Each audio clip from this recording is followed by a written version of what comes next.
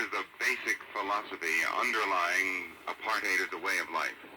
We Europeans who've lived in this country for more than 300 years have come to a conclusion which is strange to some people in the Western world, namely that the peoples of Africa, and so the Bantu people of South Africa, have a beautiful civilization of their own, which is worth preserving.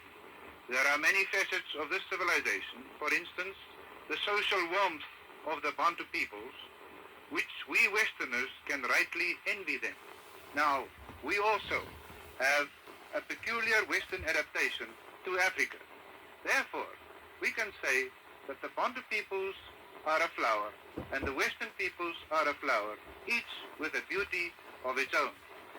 Mr. Prinsloo, as you are no doubt aware, most criticism of apartheid outside the Union is based largely on moral grounds.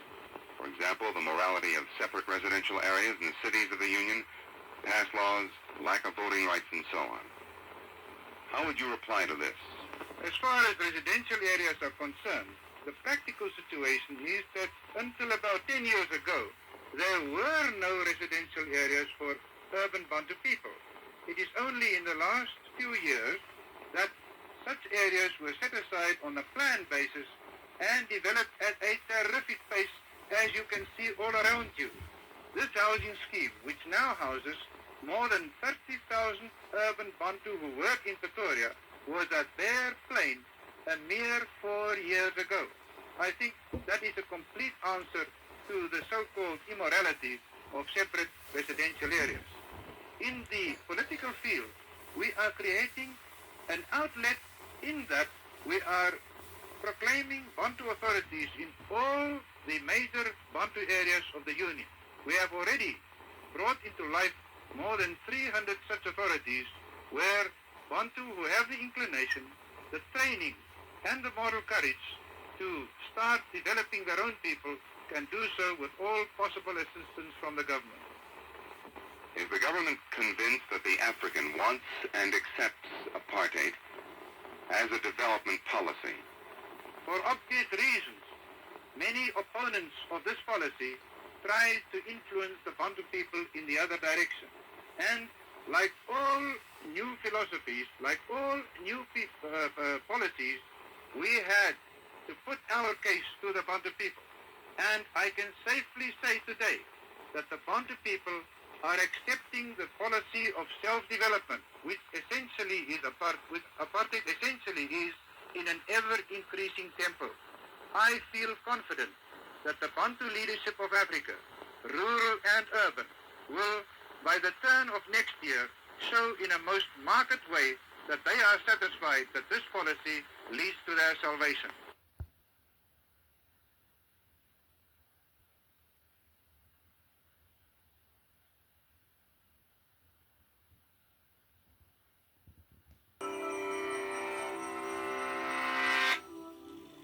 On June 16, 1976, over 10,000 student protesters flooded the streets of Soweto, South Africa.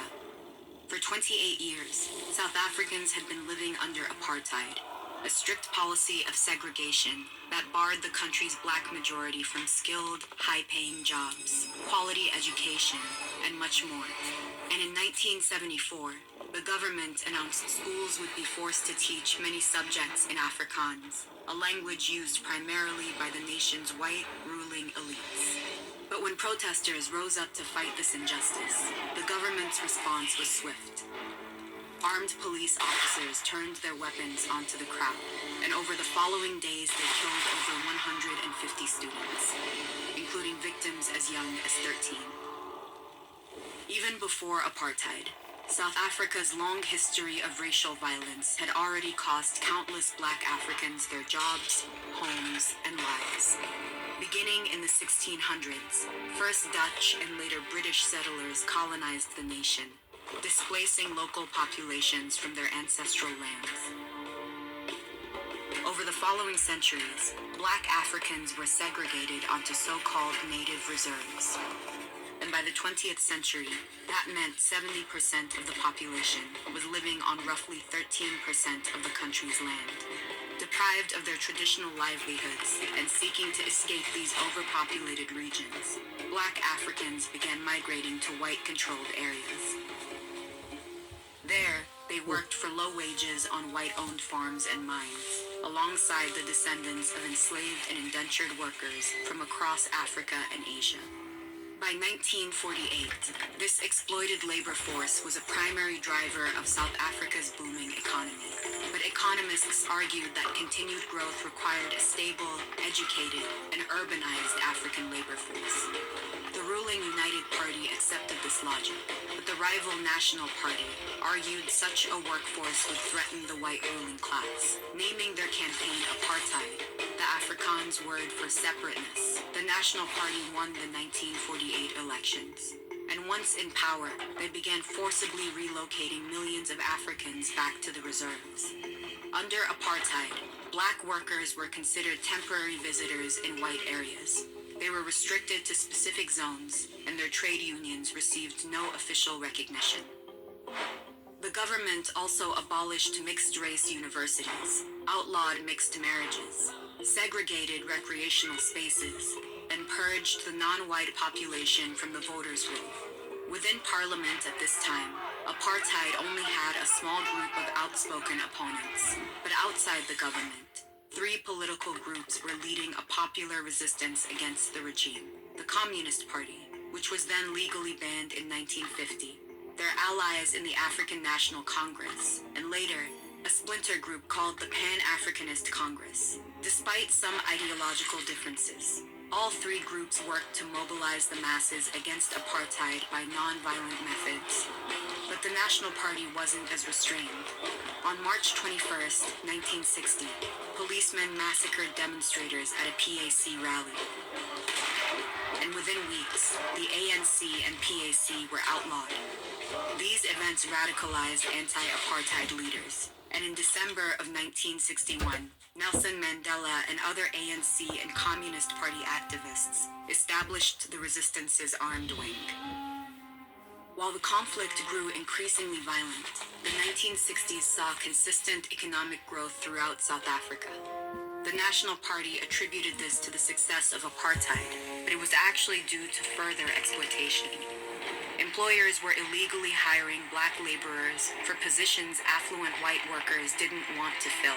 And since this prosperity was flowing disproportionately to the ruling white minority, the government happily turned a blind eye. Meanwhile, the National Party leveraged global anti-communist sentiment to demonize its adversaries. In 1963, they tried Mandela and 10 others for advancing communism and training recruits in guerrilla warfare. 8 of the defendants were sentenced to life in prison, and many remaining anti-apartheid leaders were forced into exile. Over the next decade, a generation of student activists rose up to continue the fight, led in part by Steve Biko and the South African Students' Organization. Following the Soweto massacre, student protesters spread nationwide, but police violently smothered these demonstrations, killing over 600 protesters by early 1977. That same year, Biko was taken into police custody and killed in a brutal assault. In response to this violence, the international community finally called for an end to apartheid, with some countries enacting trade embargoes against South Africa. The state attempted to launch a reform process, creating separate parliaments for the country's white, non-white, and Indian populations. But the exclusion of the African majority led to more nationwide rioting. So when F.W. de Klerk, a longtime supporter of apartheid, came to power in 1989, he concluded the only way to ensure white survival was to end the policy. On February 2nd, 1990, de Klerk shocked the world by unbanning the ANC, releasing Mandela, and calling for constitutional negotiations. 4 years later, in the nation's inaugural all-inclusive elections, Mandela became South Africa's first Black president. But today, the national trauma of apartheid can still be keenly felt, and many wounds from this period have yet to fully heal. A person can liberate a country, You can only liberate a country if you act as a collective. So, how can ordinary citizens turn actions like protests into lasting political change? Find out how with this video.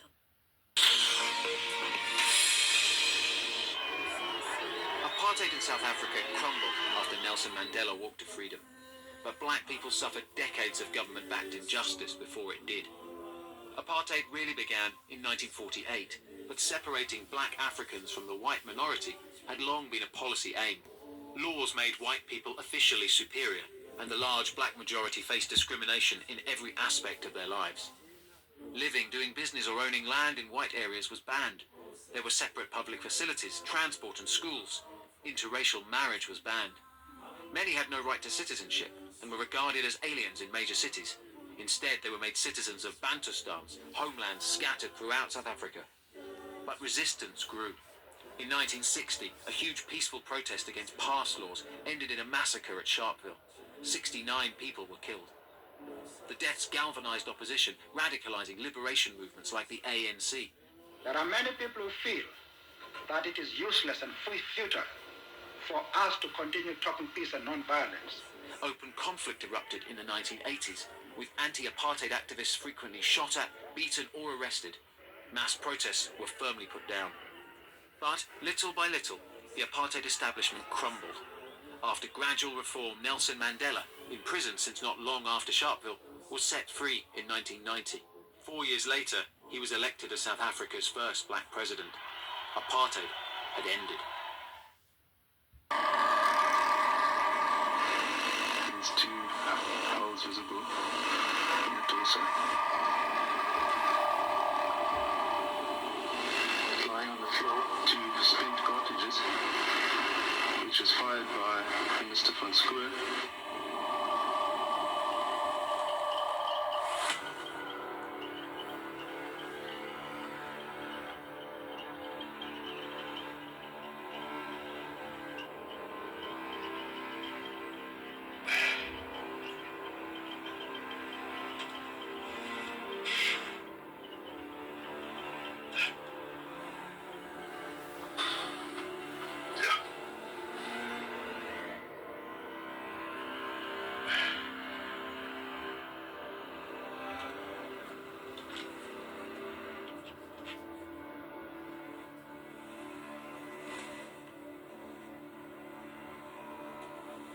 I had a heart attack a couple of years ago.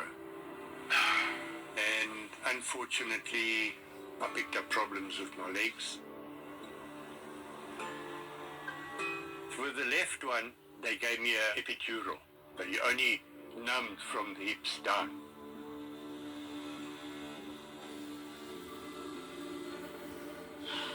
I was half awake, half asleep when they did the left one. With the right one, I said to the anaesthetist, I want to be awake during this operation. It was a weird feeling because I lay there and I didn't feel them cutting. But I could feel the jerking as they sawed through the bone. I said to the surgeon that was operating, I said, hey, you must get a new saw because that one's blunt. He just laughed. You think the more you do it, the easier it gets. But it doesn't. Anyway, they carried on, he sawed the bone, and then when he started stitching, well, they don't stitch, they put clips in. I could feel him pulling the skin, getting it tight. But before that, they got, it's like an electric soldering iron, which they burn the nerves and the main arteries, they burn it to close it and so forth. You could smell meat burning. I said to myself, what shall be, and I won't give up. Yeah. It may take me a little bit longer, but I will carry on.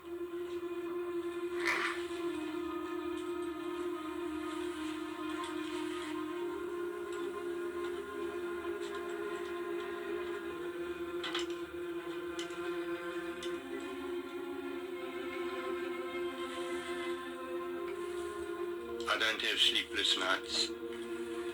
I don't have things coming up in the past haunting me.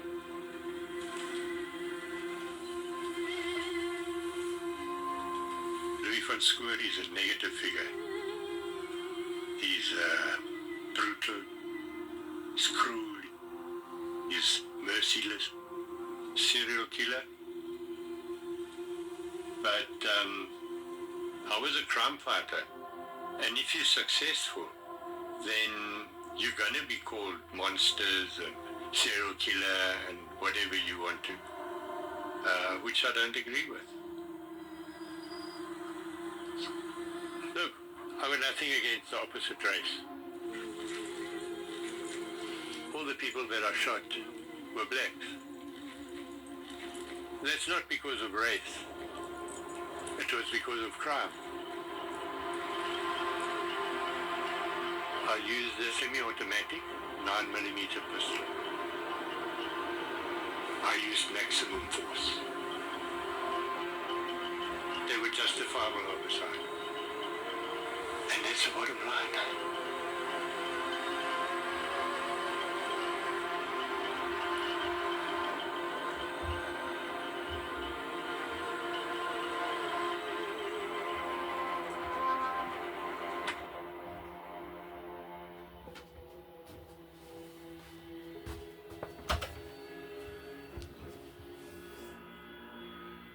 The past in this country, that we dig deep into all of the occurrences during the apartheid era and try and bring it into the light.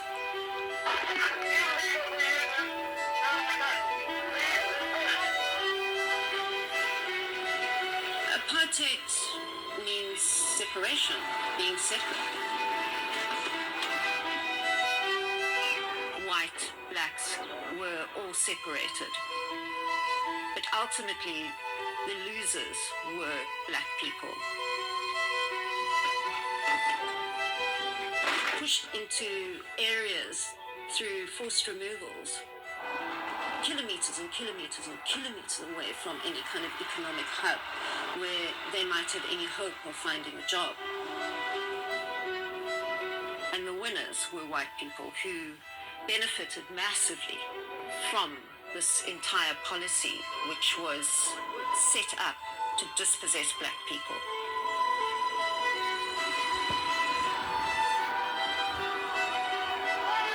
The apartheid government operated violently, very violently. Black people were disappearing during apartheid. Black people were being murdered with impunity. There are an inordinate amount of apartheid-era killers who have walked free, and they will never, ever be punished.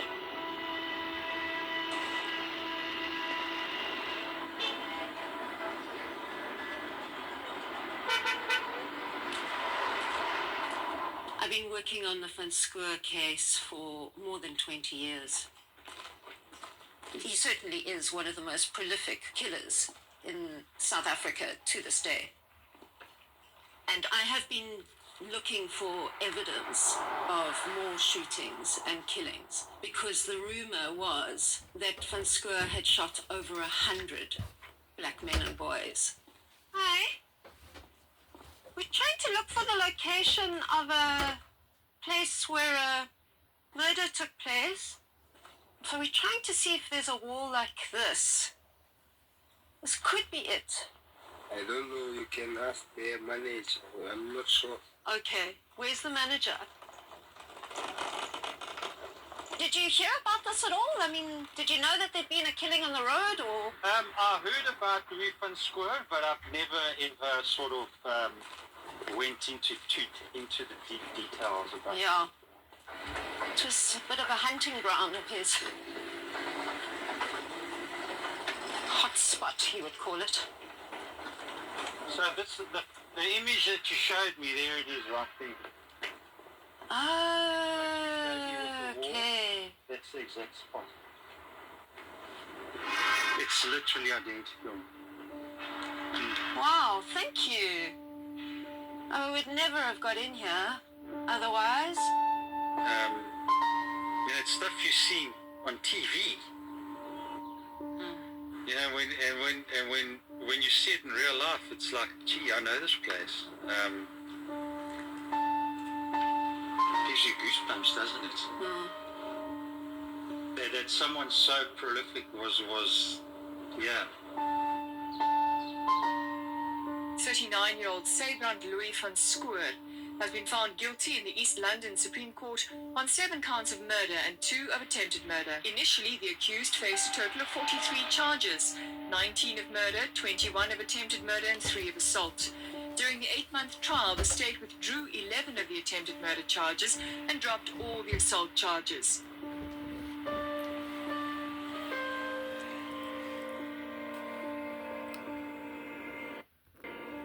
They were biased towards him. It was essentially a country governed by apartheid laws, and everybody in the justice system who could adjudicate were white. He walked free after 12 years in prison.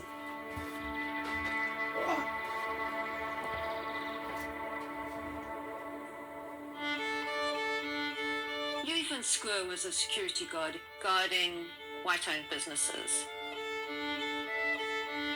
He had these special alarms, and alarms usually make a sound, but his was silent. And so that meant he could surprise any intruder. They would not know he was coming. These were intruders who were, in a lot of cases, pretty desperate. Digging through bins, maybe stealing some food, maybe some clothing, petty criminals. Some were even children. He was a kind of vigilante killer. He was a Dirty Harry character, this great savior of the white community. Every single one of the killings that we know of were black people.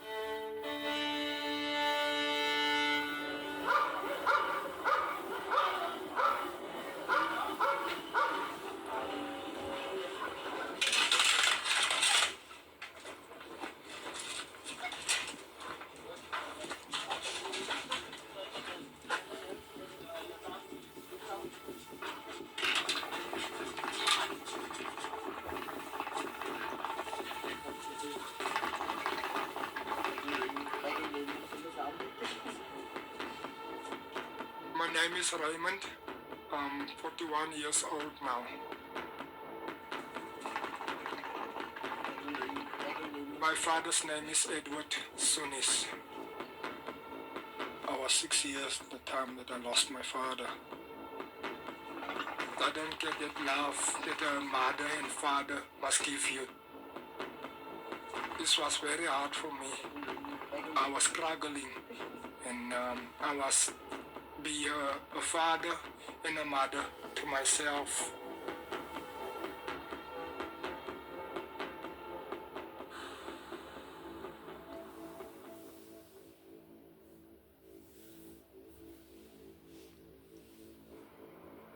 Nobody was there for me. Ek is iemand wat nie regtig explain het wat het regtig eintlik aangegaan het.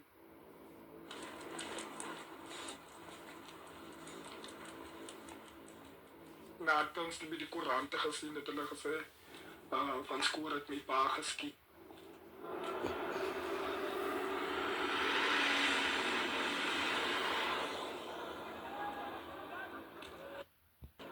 I was very scared, and I didn't know what to do. Toe ek nou in die gang violence ingekom, ek begin beklei, en toe begin ek mes te steek ook. Toe ek opgegroei het, was ek baie kwaad van Schoor dat hy net doodgeskiet het, en ek was altyd so kwaad gewees, soos ek hom in die hande gekry het, of aan die dronken of enige ding, sal ek hom doodgesteek het. Dat die pad wat gegaan het, dit bietjie gechange van, jy was nie weer dieselfde persoon nie. Daai enge wat ek gedra het en goed altyd in my hart toe.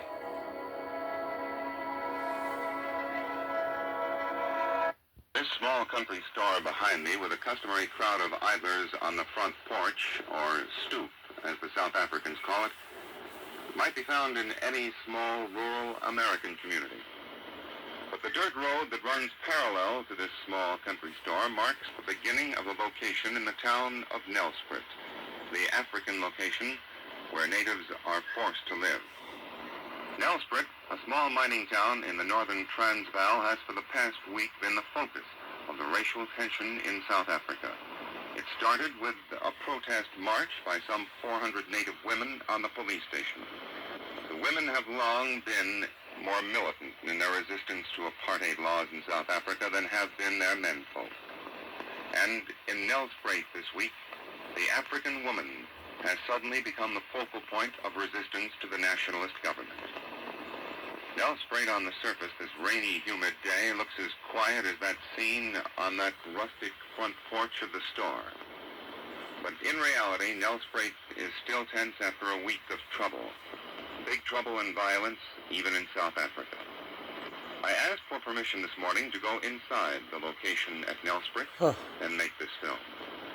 We were told that there's been trouble there lately, and they'd rather not have any Europeans go inside. This, then, is our next recourse.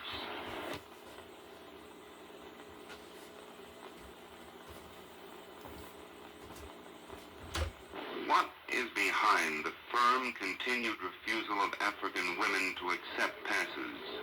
Well, the passes have been enforced in South Africa for a very long time among the men. And it has become very clear that the pass system in South Africa is the basis of forced and cheap labor. Now, to impose such a system on the African women is to create hardships. Firstly, African women will have to produce these passes on demand. If they fail to do so, they will be arrested in the streets, they will be stopped at stations, they will be stopped as they visit one another in the locations, and if they haven't got those passes, they will be immediately arrested and brought before the court. Now, African men who value their women just as any other people value their women, say what will happen to their children.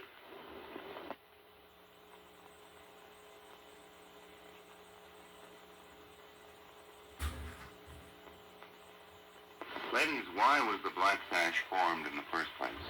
Well, the Black Sash was formed in the first place because the nationalist government introduced the Senate bill into Parliament. It was a bill to expand the size of the Senate to almost double the size of its original size. And you fear that this would do what? Well, we felt that it was a legal trick, or we didn't know whether it was legal then, but we felt it was a piece of trickery and against the spirit of the Constitution. What has been the official government reaction to your protests of mourning? The government have ridiculed us for mourning. They don't understand, or say they don't understand, why women should stand mourning a constitution. They think we would be much better staying at home and looking after our children. And obviously you both disagree. Well, we think that we do look after our children. We feel very much that this is looking after our children, because after all, it's the future of our children we're worried about. If I had no children, I don't think my interest would be nearly as keen. In this connection, it's been said that the South African woman, the white woman, occupies a privileged position in the world because of the abundance of servants and cheap labor here. Wouldn't this somehow conflict with what you're trying to do, arouse women to a protest? Yes, it does. I think that we are very privileged women in that we are not tied to the kitchen sink as so many women are in other parts of the world. And I think that is all the more reason why women should play their full part in the duties of an individual in a democracy. We feel that democracy cannot work unless every individual knows what her obligations are in a democracy. But I think you're putting the standard of morals very low if you reckon that we are going to go on supporting apartheid just in order to keep our servants. One final question. Being very realistic, how soon can you hope to take off that black sand? Well, I'm afraid not in our lifetime. By far the largest church denomination in the Union of South Africa is the Dutch Reformed Church, with a membership of almost 2 million white and non-white members. With us this morning is Dominee Adrian Berger, Secretary of the Federal Council of Dutch Reformed Churches and editor of Die Volkte, the Transvaal Church magazine. Dominee Berger, you believe in apartheid as a way of life? Yes, I do. Why? In South Africa. Why is that, sir? Because the race which is in a lesser state of development is by far in the majority here. And numerically, of course, they are much stronger. And because also I believe that it is according to God's will that the white race, which is in the majority in this country, should be preserved. And also everything we have done in the last 300 years and built up in the church and in the state should be preserved and not be swallowed up by an, I wouldn't say inferior race, because I don't believe it is an inferior race, but a lesser a race which is in a lesser state of development, that's all.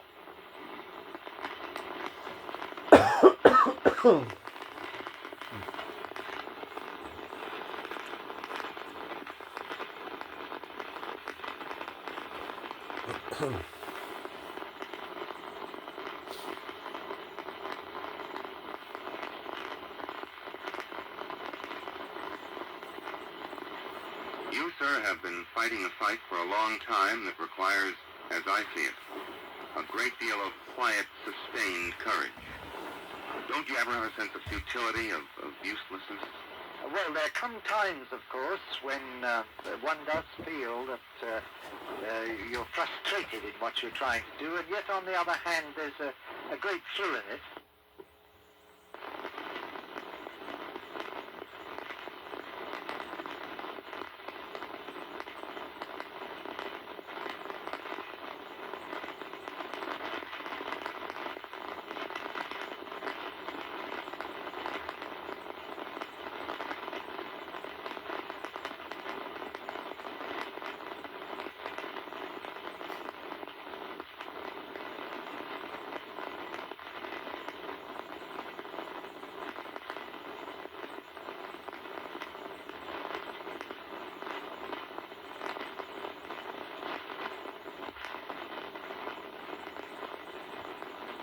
Perhaps you can answer this one question that's intrigued me for a long time.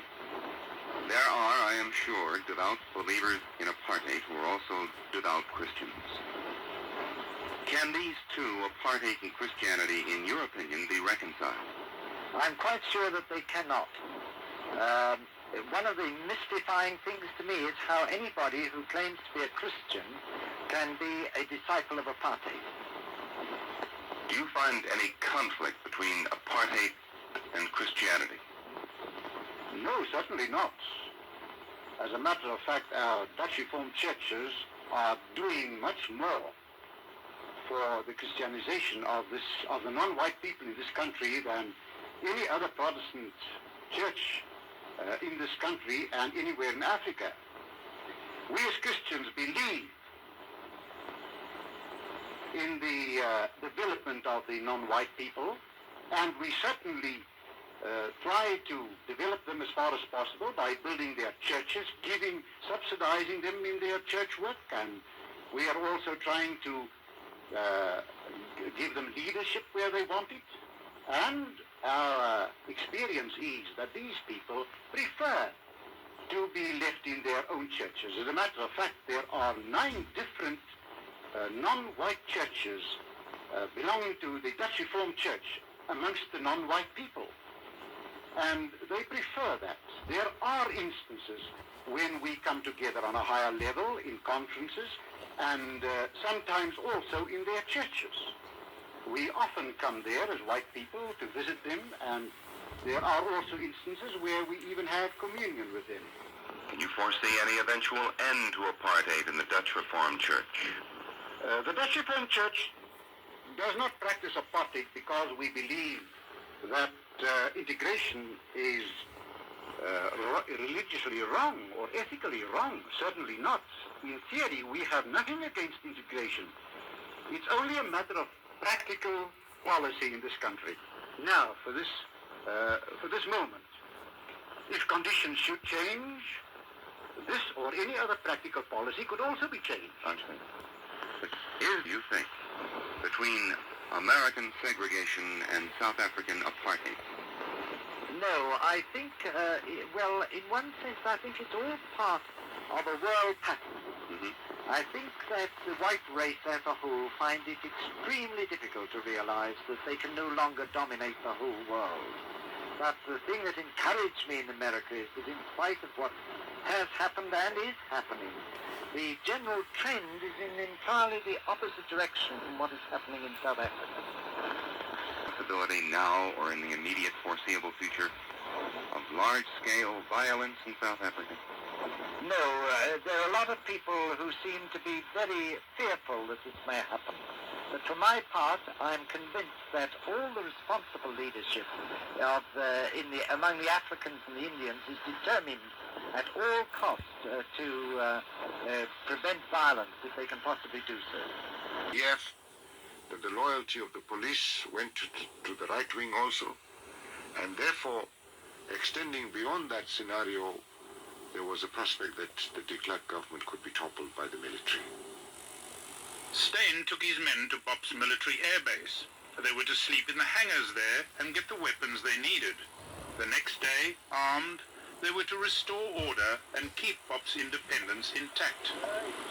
Toe ons by die Bophuthatswana lugmagbasis aanmeld, is daar vir my gesê dat ek my opdragte by die generaal moet gaan kry, dat my troepe daarna hulle wapens sou ontvang. The intruder, Terre Blanche, had also been allowed into the airbase. This was to keep him out of town, where AWB men had already been terrorizing local blacks. Turner sent officers to fetch him. So I said, yes, I will go in and follow them, and they took me to Jack Turner. Turner saw the welcome Volksfront man and the unwelcome AWB man together at Defence Headquarters. I asked Mr. Terre Blanche, what were they doing there? And he said, they have come to help. So I said, but we did not ask for your help. And he said, your president asked for help. Turner consulted his superiors. And then he demands that I must leave Bophuthatswana. Me, Terre Blanche, must leave Bophuthatswana. Because I'm busy overheating the situation because of my presence. So I said to him, that's bloody nonsense. More looting and disorder were expected at dawn, but the argument with Terre Blanche went on all night. Ek was baie frustreerd, want die tyd het geloop. Hierdie ouens wil hê ek moet môreoggend as die son opkom moet ek in operasie wees, maar die wapens word nie uitgereik nie. Well, I said, gentlemen, it can't carry on like this, and we want the AWB out of Mabat as soon as possible. And I wanted them out before first light, before the people started seeing that the AWB were there.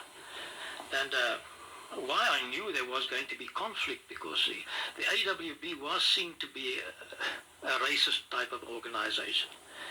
And our soldiers were, especially our soldiers, were against them being there. By now, the Bop army had noticed Terre Blanche's presence at headquarters. When my own troops heard that some of the weapons were being earmarked for the Volksfront, they didn't like it very much. In actual fact, they refused to load any weapons onto vehicles, and that any of the weapons were to be given to the Volksfront. Because once again, they saw the Volksfront as part of the AWB contingent. One Bop soldier explained their position. Ek het gesê, daar word nie meer in die Bop weermag onderskeid gemaak tussen Volksfront en AWB nie. Elke ou wat nou daar rondloop wat nie deel van die Bop weermag is nie, word beskou as 'n lid van die AWB. When dawn showed the white right at the airbase, the Bop soldiers' anger grew. They wanted us to get rid of them as soon as possible. And they even said that they were preparing to attack those people if those people did not leave immediately. Eventually, AWB agreed to leave. What then happened helped bring down the regime they had tried to save, and with it the whole breakaway movement. As they drove out, the AWB men were in a filthy mood. They fired indiscriminately at people on street corners, killing and wounding many. When I'm on the way to go and fetch my text, Marahota, the AWB just shoot us. I just hear the shooting. And I get inside the car. I was just crying. I told the people, they shoot me in the leg. For nothing. This casual butchery further enraged the Bop army. The AWB were now driving out of town in several columns. Not all of them found their road clear. In one area, a crowd formed at a roadblock manned by Bop soldiers. The crowd chanted anti-AWB slogans. One of the departing AWB columns headed towards them and opened fire to clear the road.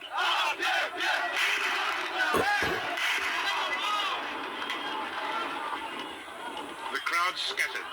Then, as the convoy drove past, an AWB man in the front passenger seat of a blue Mercedes near the back of the convoy leant from the window and took aim. Bop soldiers opened fire. In the distance, the blue Mercedes is the target for the soldiers' pent-up anger. It is riddled with bullets. With the driver fatally wounded, two other injured men clambered out. Press people, please. People, get away. Just get us some help for him, please. He's just wounded. Are you finished with your photos and stuff? Please get the ambulance now. We need the ambulance for this guy that's wounded. No, but you also wounded a journalist. Huh?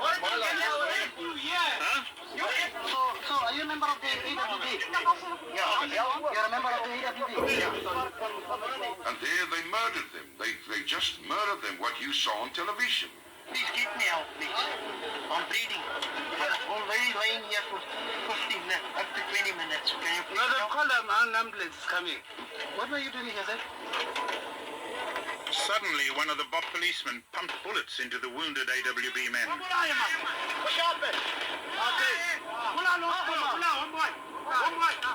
Three of them were shot like dogs in the glaring publicity of television lights and cameras. That had an enormous effect on the right-wing willingness to resist the elections further by means of violence and terrorism. And I think mothers, wives, parents for the first time realized that this talk of fighting it for a Buddha start meant that their sons and daughters would be killed no matter how tough they talked. The events were sad, but it did have the effect that you cannot play with the peace process in this country, and this country is simply not up for grabs. Now you held me responsible. At least the AWB tried to help. And what is more interesting is, at least on record there it stands now, that we were willingly to die for black people, for an independent black state, Botswana. How can I feel myself responsible? I, my friend, I have to answer myself and the voices in me, the voice of my people. During the attack on the Mercedes, the Volksfront men had remained at the airbase. They stayed there while our people were murdered and we were attacked, and late in the afternoon they slipped away. Dis ook nadat daai onttrekking plaasgevind het, né? Wat daar finaal besluit is dat daar is nie meer sin daaraan as ons daar sou bly nie. The government now decided to get rid of Mangope. The ANC assigned a top man to ensure that this was done. He was Mac Maharaj, a member of the Transitional Council. 6 years before, when Mangope was the South African government's pet tribal ruler, they had rescued him from a coup. Now, deferring to Bop's foreign status, the foreign minister, Pickwater, was sent to depose him. We boarded a plane, flew to Mrs. Mafeking, Mabatuda, and from there flew to President Mugabe's residence in a helicopter at night. When we got to Mangopes late at night, we were aware that he was guarded by at least 60 bodyguards, all well armed. The South African team entered the president's home. Mr. Botha was very uncomfortable because of the President Mangopes' association with the South African government, in particular with Mr. Big Botha. They have been together for 17 years. And it was my duty to put it to President Mugabe in a friendly, courteous, but firm way. That, look, Mr. President, it's over. You can still participate in the elections. But you cannot simply sit here in your private residence while people are dying. I was watching him throughout the meeting, and his hands at some stage were shaking. I intervened to say that the central feature of the situation was that the administration has collapsed. The public refused to acknowledge his administration's authority. Is known as the Rainbow Nation, but apparently one group in this diversity diagram is fighting for its very survival: white South Africans, specifically Afrikaners. President Donald Trump has offered them asylum in the US. Freaking terrible things are happening in South Africa. This news caught some people by surprise, including many of those white South Africans themselves. A day in my life as an oppressed white South African. I wake up in my shelter and my husband brings me coffee because it's too dangerous to go alone. I then need to wash, so I have a dip in our pool which is used for bathing and drinking as we have no running water. Then I sit down to apply for a job I'm not qualified for and cry when I don't get it. That's one of thousands of videos from white South Africans mocking their own privilege. So why has Trump offered them asylum? Well, the South African government passed a law to allow it to seize land, like farms, without compensation, but only in exceptional circumstances, like if it's abandoned. About 72% of private land in South Africa is owned by whites. So Donald Trump has accused the South African government of using racism and violence to steal land from white people. He's also suspended all humanitarian aid to the country. So who are these Afrikaners in peril? They're descendants of mainly Dutch colonialists who, among their achievements, introduced slavery to South Africa and in 1948 made apartheid the formal government policy. Despite owning most of the country's private land, they only make up 7% of the population. And they were able to acquire so much territory because 8 decades of racist laws banned non-whites from owning land in about 93% of the country. That was until the collapse of apartheid. Since 1994, the government's tried to undo this historic inequality. It's also compensated black owners whose farms were confiscated, and it's also bought thousands of properties from anyone willing to sell to redistribute. So where did Trump get the idea that Afrikaners needed saving? Was it from the world's richest man, South Africa's Elon Musk, standing next to him? Actually, probably not. Although Musk is involved in his own war against South Africa's employment laws, this predates him.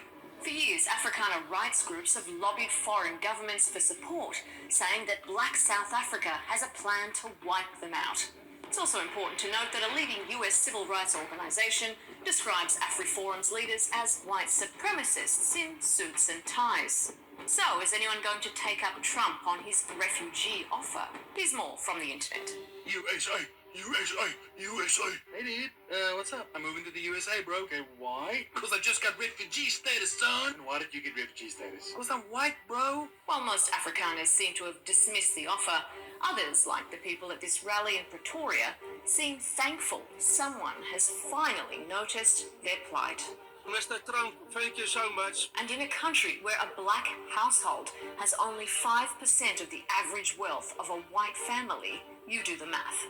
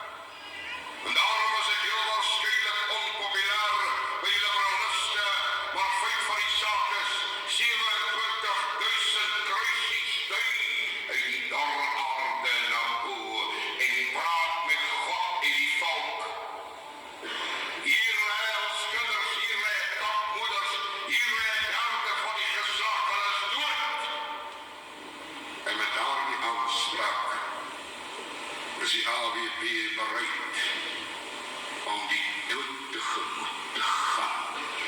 Hulle kry nie ons land nie.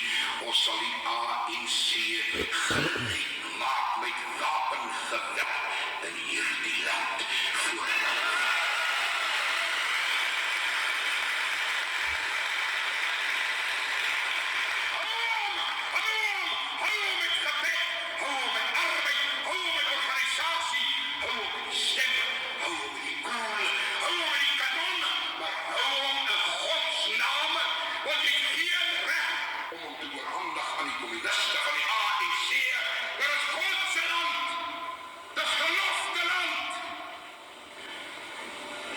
Sê die AWP terug weer.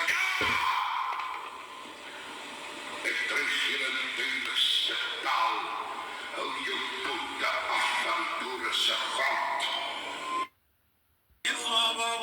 And I'm back in the country I first visited as a journalist in the 1980s, at the height of the apartheid era.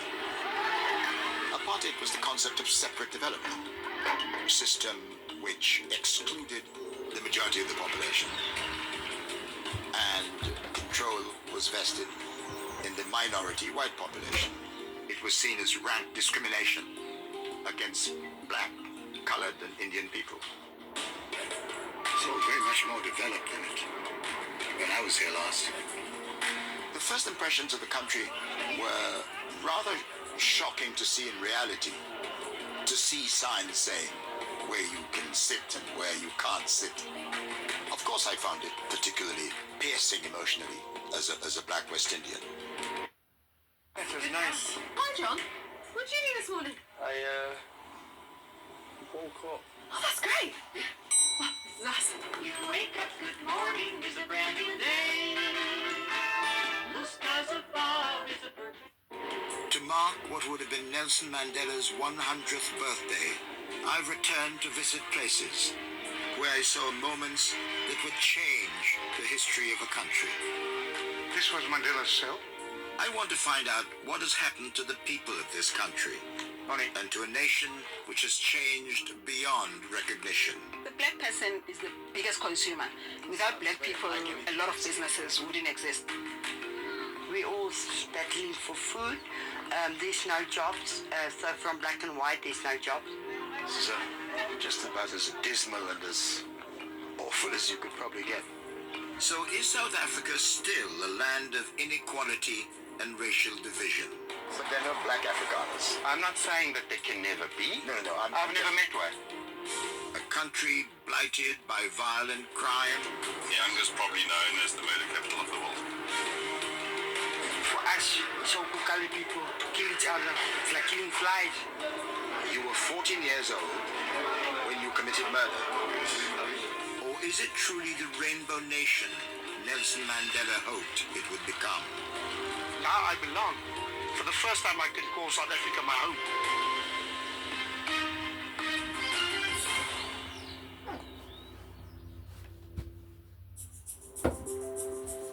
It's over 30 years since I saw for myself the horrors of apartheid South Africa. One had read about this country and about its system of government. To see it on the ground is entirely different. And for many black South Africans trapped in the poverty and privation which have become an institutionalized part of this system, the proposed changes, the proposed reforms, will mean little, if they mean anything at all. And that was quite a shock to see how depressed and oppressed the majority of the population were. My journey begins here in Soweto, the township that became the heart of the fight against apartheid. But when we joined them on a routine patrol through the streets of Soweto, I remember one of the first times I was driven here. The roads were not as paved as they are now. It was in the back of a security vehicle. There were protests all around here. I remember that very well, driving along here. Soweto was, of course, the creation of a township near Johannesburg. That was because under the rules of apartheid at the time, black people were not allowed to live in the cities. They had to be outside the cities, and so Soweto was created.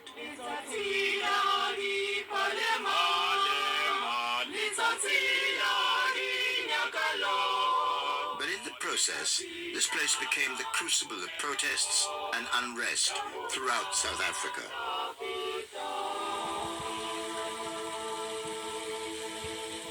And that in the end forced the government to change course, to release Nelson Mandela, and to begin the process of political change. It's inspiring to return to Vilakazi Street, the site of Mandela's family home. Looking up at this now, it's totally unrecognizable. Now it's all commercialized. When I was here in 1990, millions of people around the world watched as extraordinary events unfolded. Nelson Mandela began his walk to freedom, raising a clenched fist, unweakened by more than a quarter of a century in jail. It was a moment the world had waited for, and a day that changed all our lives. But tonight, it's the focal point for an explosion of joy. It was probably one of the most extraordinary things that I've ever seen. An entire country exploding with such joy and celebration. You remember that day? Yeah, I was here. Okay, do you remember that when he came in, there were fleet of cars? Yeah. And kicking up the dust. Yes. And as you could see him coming in, there were helicopters flying in. Yeah. And of course, everybody had gathered. There in a corner. In the corner. Oh, the builder restaurant. That's right, that's right. Because it was absolutely extraordinary to think that after all those years in prison, he was coming back to this tiny house. Mandela was about to give his first ever interview. The world hung on his every word. A lot of people were queuing up. I think in the end it was decided by the toss of a coin. But I had the privilege of doing the first interview with this man who people had talked about endlessly. This is the spot. It's all paved over now, but this is where we sat and where I did that first interview with him only a couple days after his release. Can the ANC ever settle for anything less than one man, one vote? We are ready for honorable compromises. I have not met anybody like that, ever. Nobody who had that calm, cool, measured confidence that on the basis of inclusivity, he could move forward into a democratic path. It was amazing. Apartheid was abolished in 1991. 3 years later, the ANC won the country's first free election, and Nelson Mandela became its president. Apartheid. Black people were banned from owning property and were banished into bleak matchbox houses in townships. I've come to meet estate agent Matsaleng Magodi, who sells houses Sowetos couldn't have dreamed of owning when I first set foot in South Africa. How has Soweto changed in the last few years? We never used to have this kind of house for a black person in Soweto. Remember, a lot of our black people never owned property in the past. Now black people can own one or two or more properties. That's a very beautiful change. It's very different from 1984 when I was first here. Very elegant. After you, please. In the apartheid time, we used to wash in like small basins. Yes. So when we started owning homes, we wanted the big bath. Big bath. So is this the kind of property to which Sowetans would now aspire to own?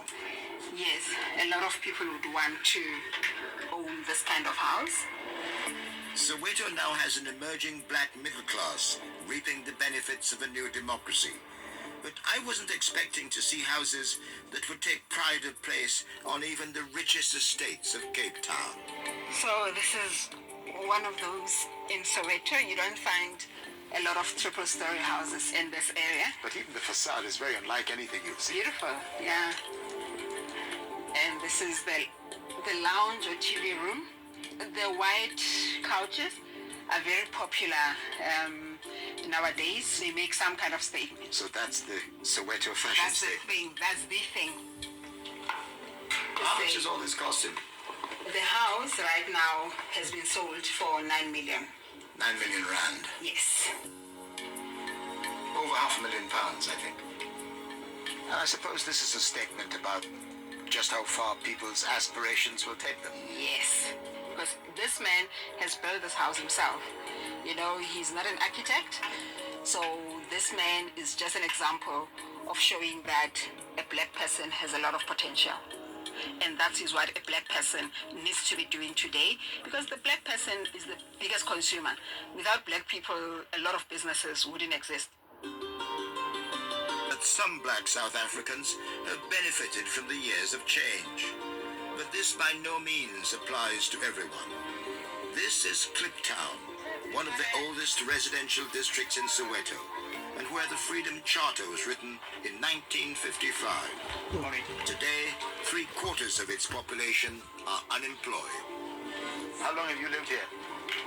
It's been 31 years now. You lived here 31 years? Yes. Right. Yeah. Did you think when democracy came and when Mandela was released, did you think that things would get better? Nah, it's getting worse. I think in the process, in the apartheid, it was better than this. Why? There's no job, high crimes, everything. Food getting expensive. This is democracy. There's no democracy in South Africa. Democracy is for those who have money, not for us who living in the shack. This place has existed for many years, but not much has changed. We have a freedom charter, but we are not free. A freedom charter, but no freedom. Yes. This is just about as dismal and as awful as you could probably get. I remember seeing some things like this years and years and years ago, and it's in a way quite extraordinary to think that post-apartheid society, these places still exist. Equally shocking for me was to discover that post-apartheid poverty now includes white South Africans. Oh.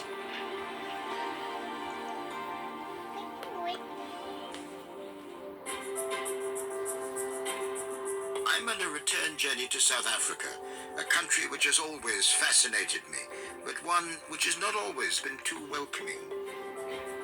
I was once invited to lunch by a government minister, and he stood with his attendant saying, "Where can we take Trevor?" They said, no, that doesn't have an international license. A euphemism for saying this was a whites-only place. The system of apartheid made many white South Africans see themselves as a superior race. They had the best houses, the best jobs, and education. When apartheid ended in 1991, legislative white privilege ceased to exist. I'd seen a lot of black poverty in squatter camps in the 1980s, but I was not prepared to see white poverty today. Lucette Thomas, a grandmother, has lived in this squatter camp for 3 years. Yes, thank you. It's a little bit dark inside. Yes, it is a little. But what about electricity? No, nothing. You don't have electricity here? Nothing. I'm just using the candle, my primer stove. What was the big change in your life that brought you here? Every year the work creation's getting worse and worse. I hope the next generation of our children will get a better future. Maybe one of our children or maybe will be the next president, never know, nah? I was crying when we moved in here. We were terrified because, you know, black and white. Before we moved in, they said they're going to kill us. But then I moved in here, the people are so nice. One of my best friends is the black people now living here. You can't believe how the values of yourself and the values of your life can change just like that. Everybody got a heart. It doesn't matter what color or the shape or the size. And because in a way, I suppose you're all in the same position. Yeah. Today, over 300 white people live in Pango Camp, on the fringes of a huge black squatter camp. Irene van der Kerk lives here and helps those in need. Very nice to meet you. And what's life like living in this? We're all battling for food. There's no jobs. So from black and white, there's no jobs. So it's got worse. It's got worse. Plenty worse. We don't know. It's like a bomb exploded and everybody's running the way they want to run. But what were things like before 1990? It was good. There was jobs. There was money for food. We're used to seeing black townships. That was the story of South Africa for a very long time. But it's a little strange to see white people in the squatter camp. Yes. It's all poor people staying here, and I survived to give them some food to let the children eat in night times. The people in this camp live on food which is brought in like this? Yes. They all donations. There is no other way of feeding yourself? Some of them is working, so they can buy food every month. Or every How many people here are working? It's not a lot. I think it's 4 or 5%. And they depend on us to give them food to eat.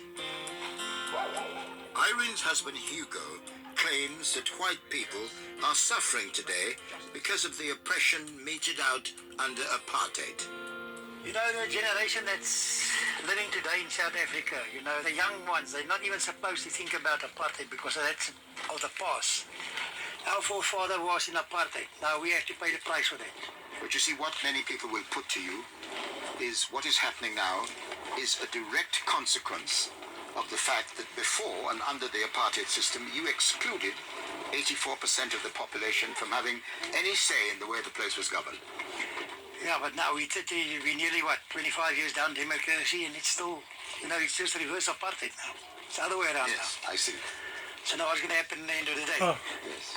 So you see, it's reverse apartheid. Yeah, it's reverse apartheid nowadays. See.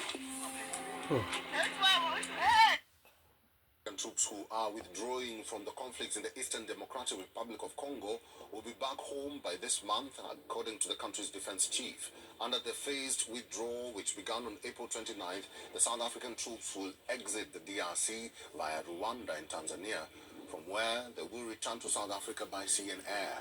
The soldiers are part of the South African Development Community, SADC, a regional force that was deployed in DRC in December 2023 during a resurgence of the M23 armed movement. According to South Africa's defense chief, 13 trucks with 57 members of the peacekeeping force had already gathered at an assembly point in Tanzania, and the next group was scheduled for withdrawal next week. The SADC had decided to end its mission in DRC in mid-March after it lost 17 of its soldiers in an M23 offensive in January. The troops had been stranded there since. The withdrawal comes after U.S. President Donald Trump's senior Africa advisor met Congolese and Rwandan representatives in Qatar last week. As we move to the Constitutional Court, where the court's delivering judgment on whether South Africans should automatically lose their citizenship when they acquire the citizenship of another country. We're going to cross live to that right now. Provision is constitutionally invalid. Section 6.2 of the Act cannot save the impugned provision from unconstitutionality. The court then reflects on international and foreign law surrounding citizenship. There are no specific provisions in international law on dual citizenship, and in accordance with the principle of state sovereignty, each state may make provision for this. In a world of increasing globalization and transnational mobility, permitting dual citizenship is the norm rather than the exception. Many countries expressly provide for a right to dual citizenship, and the constitutions of a number of countries provide that citizenship may be lost only through voluntary renunciation. This, by implication, excludes a lot of loss of citizenship due to acquiring the citizenship of another country. International law generally acknowledges that it is in principle legitimate for a state to wish to protect the special relationship of solidarity, loyalty, and good faith between it and its nationals, and the reciprocity of rights and duties which form the bedrock of the bond of nationality. But loyalty has undergone a fundamental change in light of the commonality of global issues, and the loyalty objection to dual citizenship today no longer holds up to the same extent. In sum, then, the court holds that the impugn provision is unconstitutional as it infringes the right to citizenship entrenched in Section 20 of the Constitution, and consequentially other constitutional rights, namely political rights, the right to enter and remain in South Africa, and the right to freedom of trade, occupation, and profession. The impugn provision must therefore be struck down. Finally, the court notes that careful consideration was given in the Supreme Court of Appeal regarding the remedy that would grant the most effective relief. That court struck down the offending part of the impugn provision and ordered that the striking down be with immediate effect to take effect from the date of its enactment, which is 6 October 1995. Excuse me. The Supreme Court of Appeal cannot be faulted for the conclusion it reached based upon its unassailable reasoning. The Act came into effect on 6 October 1995 when the interim constitution was still in force. The impugn provision is unconstitutional in terms of the Constitution, but the same is true in respect of the interim constitution. The declaration of invalidity should therefore take effect from the date of the Act's promulgation on 6 October 1995. There is no need for a suspension order, and the department accepted throughout this litigation that in the event of a striking down of the impugn section, such suspension would be unnecessary. And then finally, the DA is entitled to its costs. What remains is for the court to acknowledge the helpful written submissions of the amicus curiae, Dr. Spadija, particularly with regard to international law. The court makes the following order. 1. The order of constitutional invalidity of the Supreme Court of Appeal is confirmed. 2. It is declared that Section 6(1)(a) of the South African Citizenship Act 88 of 1995 is inconsistent with the Constitution and is invalid from its promulgation on 6 October 1995. 3. It is further declared that those citizens who lost their citizenship by operation of Section 6(1)(a) of the South African Citizenship Act 88 of 1995 are deemed not to have lost their citizenship. And 4, the respondents are ordered to pay the applicants' costs in this court, including the costs of 2 counsel were so employed. I hand on the judgment. As the court pleases. As the court pleases. The court adjourns. Thank you.